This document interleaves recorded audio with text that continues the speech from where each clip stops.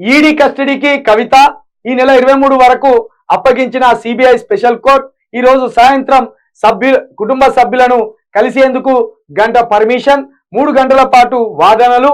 ఇది అక్రమ అరెస్ట్, కవిత lawyer, liquor scam లో కవితనే కీలకం, చట్ట ప్రకారమే అరెస్ట్. ఈడీ లిక్కర్ స్కామ్ లో అరెస్ట్ అయిన బీఆర్ఎస్ ఎమ్మెల్సీ కల్వకుంట్ల కవితను ఢిల్లీలోని సిబిఐ స్పెషల్ కోర్ట్ ఈ నెల 23 వరకు ఎన్ఫోర్స్మెంట్ డైరెక్టరేట్ ఈడీ కస్టడీకి అప్పగించింది.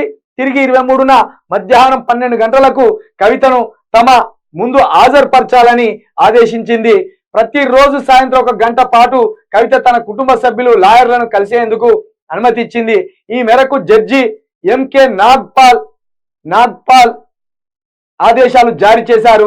కవితను హైదరాబాద్ లో అరెస్టు చేసి ఢిల్లీకి తీసుకొచ్చిన ఈడీ శుక్రవారం రాత్రి ఆమెను ఏపీజే అబ్దుల్ కలాం రోడ్లోని హెడ్ ఆఫీసులో ఉంచింది. మొత్తానికి కవిత వారం రోజులు కస్టడీకి, వారం రోజులైంది ఇలా 17 ఈ 3 23 వారం రోజులు కస్టడీకి అప్పగించిండు. ఈ వారం రోజులలో కవిత ఏమన్నా చెప్తుందా? ఈ ఫ్యాన్ తీసుకొచ్చి పెట్టు మొత్తమే వస్తలేదు. అయితే ఈ వారం రోజులలో ఇంకా కవిత దగ్గర ఏమైనా సమాచారం ఉంటుందా అనేది కూపీలాగే ప్రయత్నం చేస్తాను. ఇందులో కీలక సూత్రధారి కవితే అని చెప్పే ప్రయత్నం చేస్తాను. ఇది ఎంత విచిత్రం చూడండి. కీలక సూత్రధారి అంటే ఇప్పుడు కవిత చెప్తేనే కేజ్రీవాల్ వింటాడా? ఏది ఢిల్లీ ముఖ్యమంత్రి కేజ్రీవాల్ కవిత చెప్తేనే విన్నాడా? లేక చూద్దాం, ఎందుకంటే మనం కూడా తొందరపడడం కాదు. కవిత ఎంత కీలక సూత్రధారి, ఈమె వల్లనే ఎంత డబ్బు అక్కడ పోగైంది, మనీ లాండరింగ్ అంటాను కదా, ఎంతవరకు ఈమె ఆ మనీ లాండరింగ్ చేసింది అనేది కూడా చూద్దాం. ఒక వారం రోజులు చూద్దాం.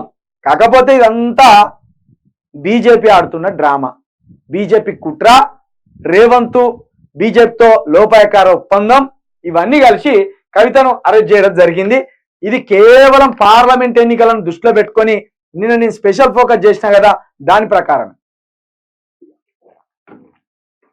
కవితను లోపలేసి కవితకున్న ఇమేజ్ని, కేసీఆర్కున్న ఇమేజ్ని, వాళ్ళ కుటుంబానికి తెలంగాణలో ఉన్న ఇమేజ్ని కొంత దెబ్బతీస్తే నిజామాబాద్ పార్లమెంట్ సీటు మళ్ళీ అరవింద్ గెలవచ్చని ఒకే ఒక్క ఆలోచనతోటి అరవింద్